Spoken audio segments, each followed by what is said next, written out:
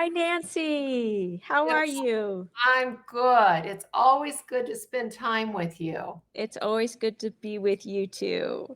Uh, I you love our know, conversations. I do too. I learn so much, and I love it that we can kind of go to these different places. I was sharing with somebody earlier today who's, part of First Presbyterian Church that Kara, you and I were going to be doing this recording tonight.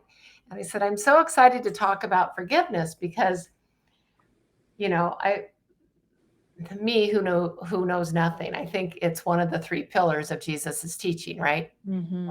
Love yourself and others, be kind, Mm-hmm. and forgive. Mm-hmm. Yeah, Yes. forgiveness is a big one. So if those are the three pillars, let's kind of dig into forgiveness because one of the things that kind of spoke to me in your sermon was that forgiveness can be hard. Mm-hmm. And Oh, and yeah. and maybe being kind is hard because can be hard too, and maybe loving ourselves and others is hard too, but forgiveness seems to have a lot of gifts attached to it. So Mm. we can kind of figure out how it not to be so hard. Maybe that would be a good thing. So Right. what what first of all, how do you define forgiveness? What does forgiveness mean? To me, forgiveness means an intentional letting go of negativity, hatred, anger, bitterness, whatever that emotion is around something that has happened to you. It is the intentional choice to set it free and let it go. And it's usually geared around a person that has done something that has affected you in some way. So the forgiveness might be geared towards somebody intentionally letting go of the anger that you have towards somebody, or maybe it's towards yourself. I think a lot of times we struggle to forgive ourselves for things that we've done or not done as well. So that's kind of how I define it at a basic level. Um, and So I love that. So if it's kind of letting go, I love it that you attach it to a feeling like you're angry about something or someone. uh-huh. Right? It's so Yeah. so is being angry kind of your hint that there's someone to forgive? I like that. I think that in many ways, these negative emotions are the canary in the mine shaft that tell us that, hey, there's something going on in our hearts and in our spirits that is wounded for some reason. And we need to explore what's going on there. And I think you're right. When we're angry, we need to say, where is this coming from? Why is this emotion binding me up? Because that's what it does, is it just kind of holds us hostage. So if we can figure out that maybe it's geared towards something or someone in particular, that's probably the first step, is acknowledging that. Mhm. I I find anger interesting because, it's one thing to be kind of angry for a minute or 2 and move on, Mm-hmm. but when it festers and we harbor it, Yep. I I find that really just does ourselves harm.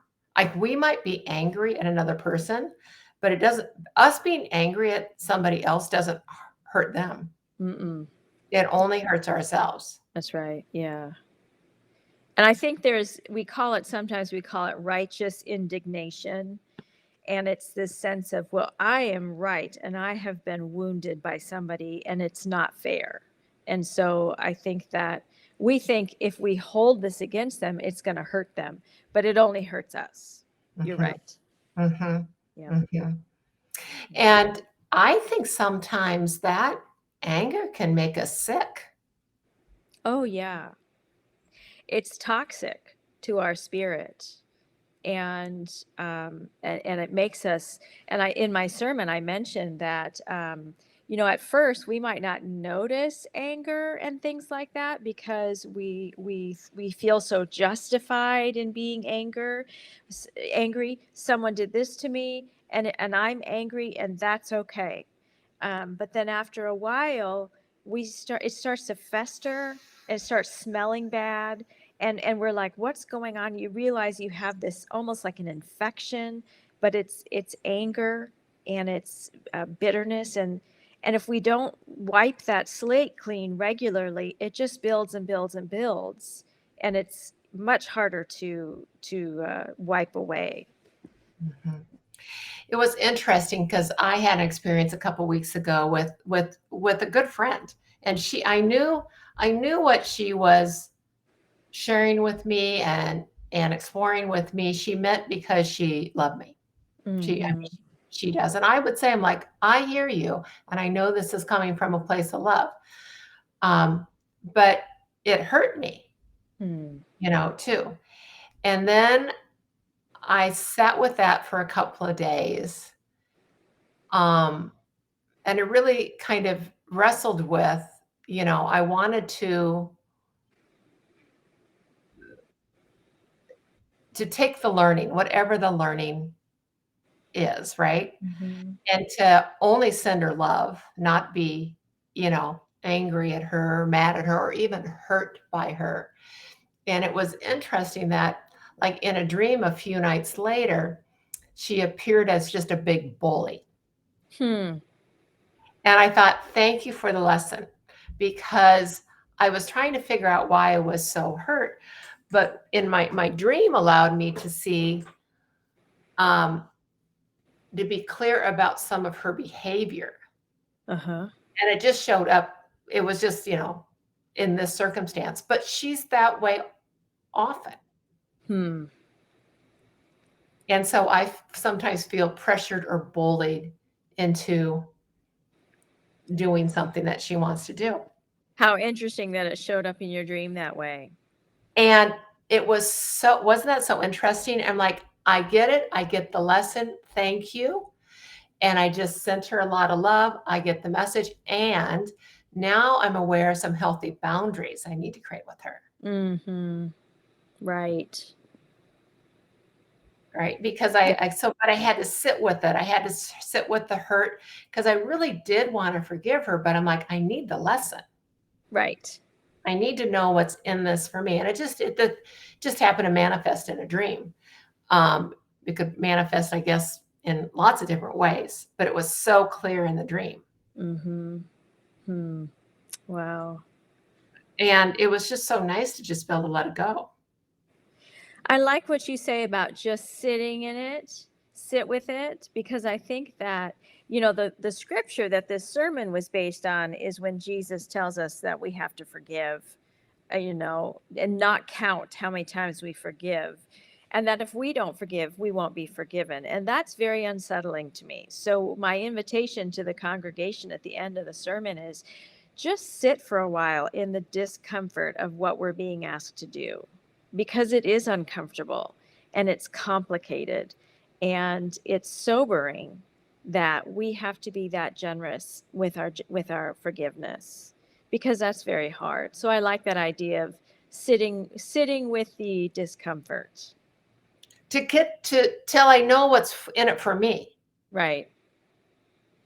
Because Yeah. that's the thing. I think there's a gift in all. I mean, uncomfortable feelings serve us all. They're meant to get our attention. The Right. canary, in the coal mine, right? They're Yep. meant to get our attention. That little ache in the back, like pay Hmm. attention to it before it becomes a big problem, right? Right. Yep. And so I don't know if we should be so quick to forgive, just like I forgive you, Hmm. like like it's up to us anyway. Mm. Like, I'm not, I mean, I think we're divine creatures, but I'm not so sure. I think God gets to do all if there is any judgment, I think God just gets to do all that. I don't think that's our place Mm. necessarily. Mm. But Right. I do think what we can forgive is how we were in a situation. So, like in that situation with my friend, I really had to forgive myself to get kind of caught up in the bullying. Mm. Not the first time that's happened to me in my life. Say more about forgiving yourself. Well, because um I'm the one that put myself in that situation. For allowing yourself to be treated that Yes. way? Gotcha. I had a counselor once. He was terrific. Well, I don't even know what I was sharing, but he's like, Nancy, you do not protect yourself in conversations. You need to start protecting yourself in conversations and not just take it from people. Hmm. And I'm like, well, how do you do that? And he said, you can lie. I'm like, what? You can lie? He said, yes. You're busy. You got to go to the bathroom. You got to get off the phone. Somebody just rang your doorbell. You Mm-hmm. know, like Mm-hmm. exit the conversation, Right. when there's no more love in it. If there's no Uh-huh. more conversation, get out of there. Right. And so I think what happened for me with this, it's like I was upset, I was hurt, I was kind of angry, but I'm like, but I got myself in that situation. Hmm. So what's my learning? Oh, that's what kind of abuse and bullying looks, that's another version of it. Hmm. And so I Right. sit with the say, okay, with this person who I love and I will spend time with her, we will do things, but I'm like, oh, now I will have some boundaries. Right. What I will share, what I won't share. If she starts behaving that way, I will exit stage, Exit. Yep. very quickly. So in this case, I kind of had to forgive myself for Mm. being in that situation. Mm-hmm. I understand. Yeah. She's doing the best she can. I don't need to forgive her anything. I'm the one that was uncomfortable. I'm the one that was hurt.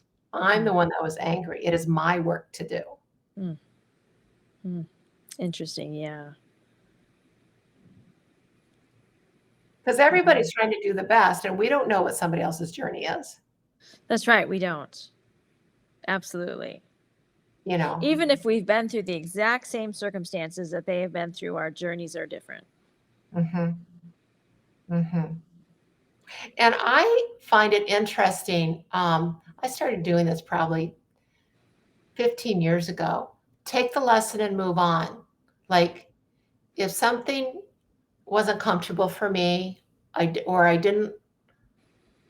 wasn't comfortable in the experience or the outcome or something.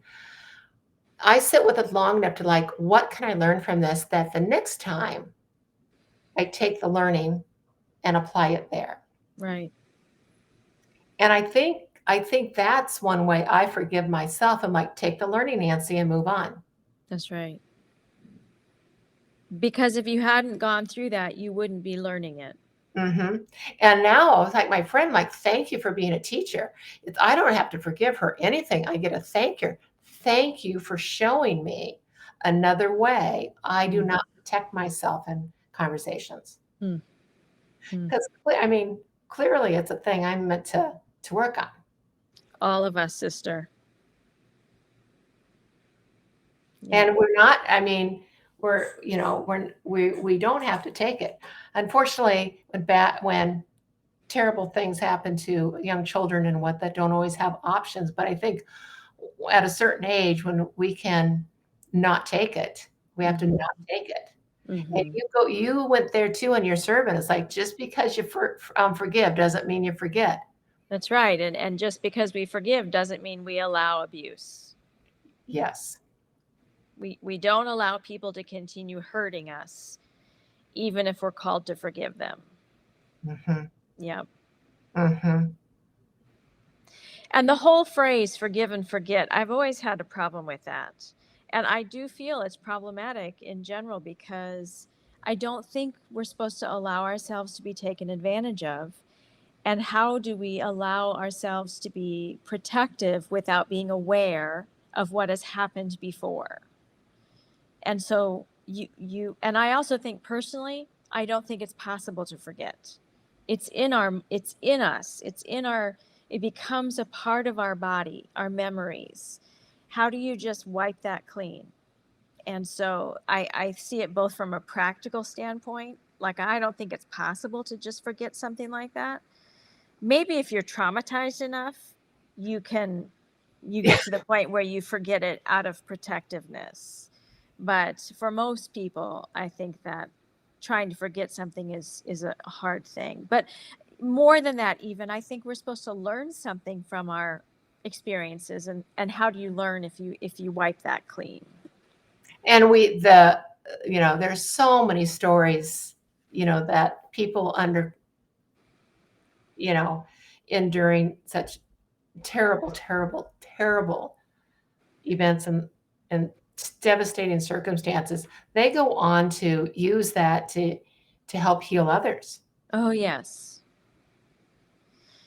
There is a website, and I don't know if I can say what it is on this website. Am I allowed to share resources like that? It's Yeah. called the Forgiveness Project. Isn't that a Okay. great name? I love If that. you go on the forgivenessproject.org or .com or something like that, it shares all these stories of people who have experienced things that have chosen to forgive. It's very powerful. You just read through and you just see that this is a common human experience. And it's powerful to see how it has changed people's lives to choose to forgive.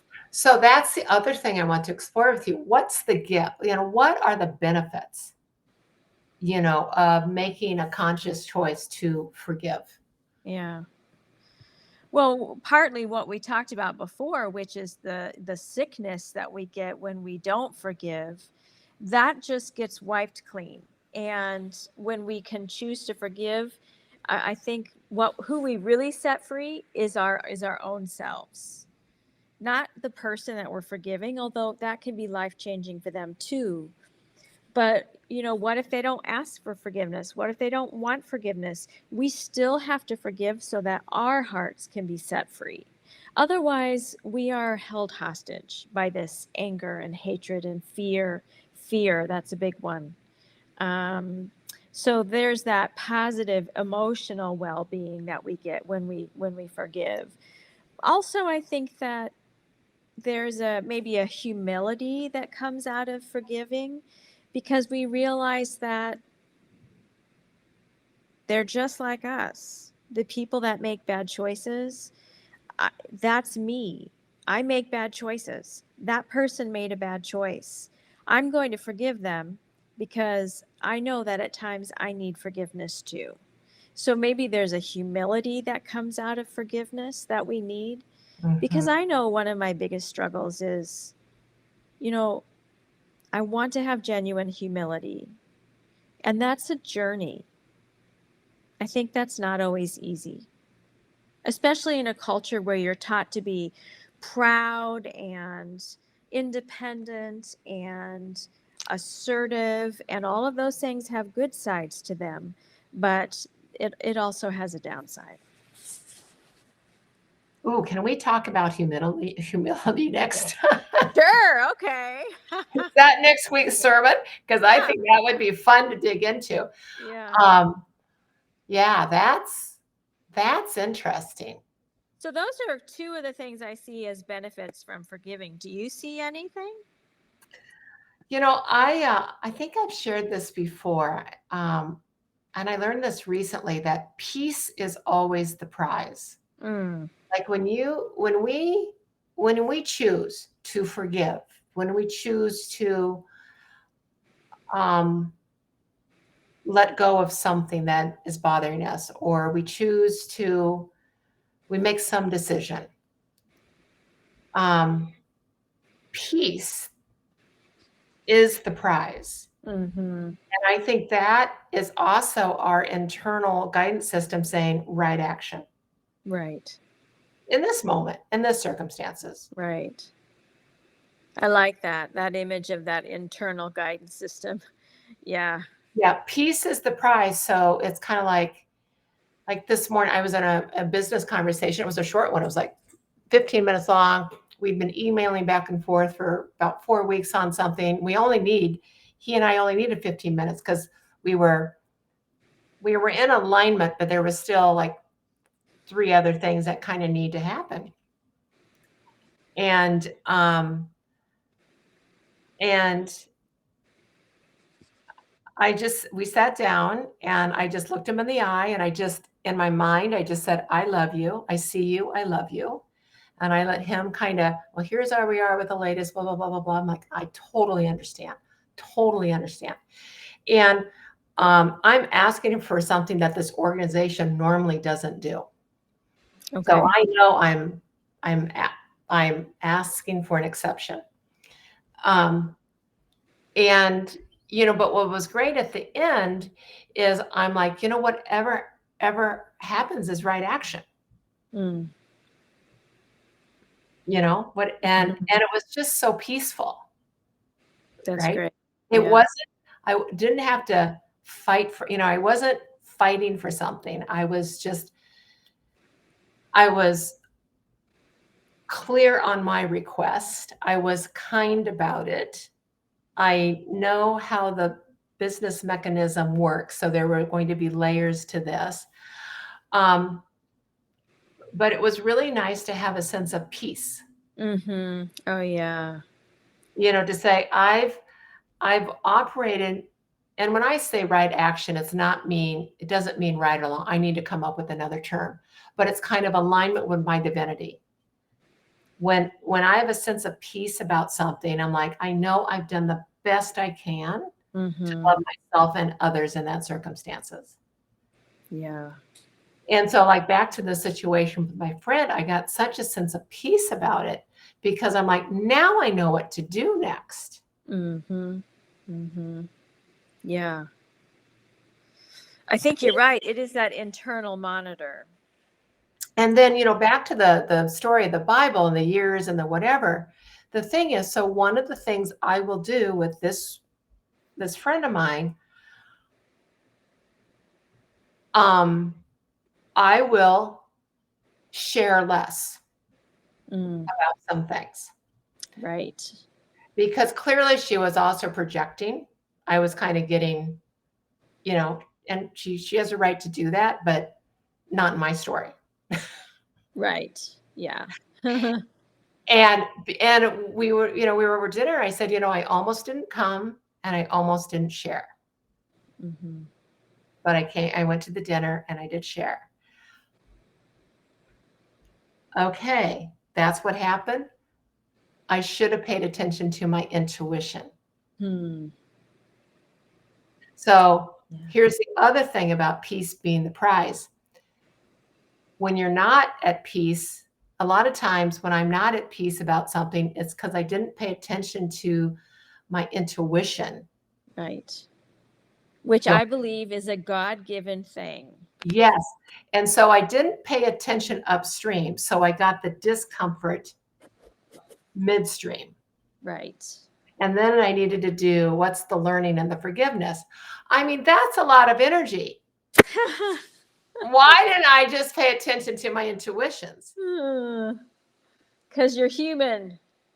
So that's the forgiveness, though. See, that's what I end up having to forgive myself for. Like, didn't pay attention to that intuition. Turn left, not right. Yeah. Leave early, leave your shoes, whatever it is, right? Yep. But we're always getting guidance. I don't think God just answers our prayer when we're in a state. I think God is always with us. Oh, yeah. I do too. Always that connection between our God and us, and that signal never drops, no matter how bad the reception is. Yes. Yes.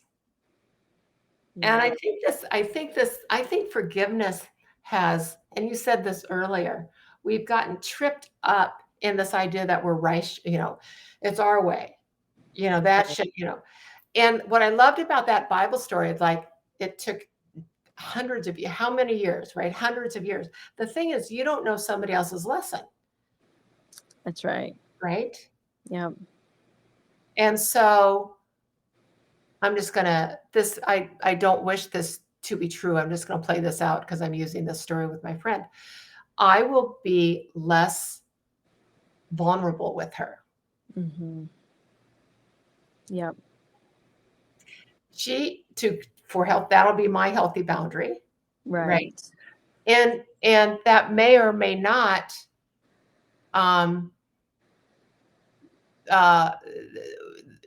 she may or may not have a reaction of any sort to that. She might not even notice. She might not even notice, or she does notice. Uh-huh. And then she gets to do her work. Right. Because Not you've put up a healthy boundary.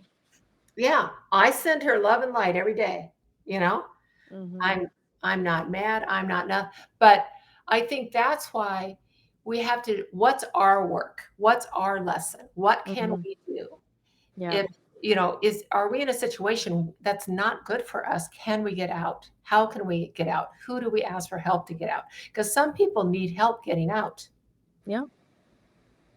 I don't know if you did this with your son, but when my kids were growing up, I'm like, I'm your excuse for anything.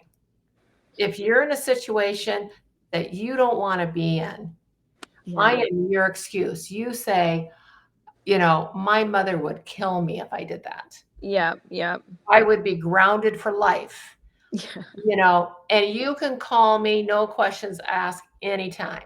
That's right. Yep. You know what I mean? Like, I know get what you mean. yourself out of an uncomfortable situation. And I'm like, why don't we do that for ourselves? That's such a good question, Nancy. What a great question. I mean, don't you just find yourself at what, how did I get myself here? Yeah. Yeah. And Absolutely. I loved it when the counselor said, you can lie, make up a lie to get yourself out of that. I'm like, yes, to protect yourself. I'm like, I wish I would have known that when I was 12. They weren't teaching me that in Sunday school. That's right. Yeah. Oh my goodness. Wow. But what an interesting notion, forgiveness. Yes. Absolutely. Lots to learn still. Any tricks, Kara, you want to offer people? For me, I try to have it come down to grace and just say, God is so gracious to me. I do so many things that I shouldn't do every minute of every day. I could do this or I could do that. And I try very hard to take the right choice. But there are times that the wrong choice is so shiny and alluring that it just calls to you like the sirens in the Odyssey, and you can't help but follow it, and yet God says, hey, I love you. That didn't go very well, did it, Kara? Let's try it different next time, And so I try to think about grace when I'm dealing with other people too. Now, in the moment, it's very hard to have grace because I'm too angry or frustrated or, But as I sit back and let it cool, hopefully I can remember that that's me sometimes. Yeah. Yeah. I was in a conversation today with a client. We're doing some work around Black Friday, how to be calm in a sense of in chaos. And, where we got to is part of the thing that we need to work on is kind of just self-care. Right. There's all sorts of stuff going on. It's Black Friday. Right. But can I be calm? Right. Can I create a sense of peace within? Uh-huh. And bring that to the day.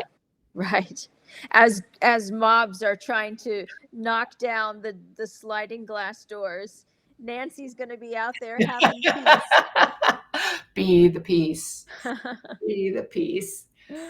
Oh, well, Kara, thank you. It's always such a delight to spend time with you. I always enjoy our conversations, Nancy. Same here. Yeah. So I'm going to wish you a good evening. All right. Wish our listeners a good day or evening, whenever you're listening to this. And thank you for joining us. Yeah. Take care, Nancy. You too.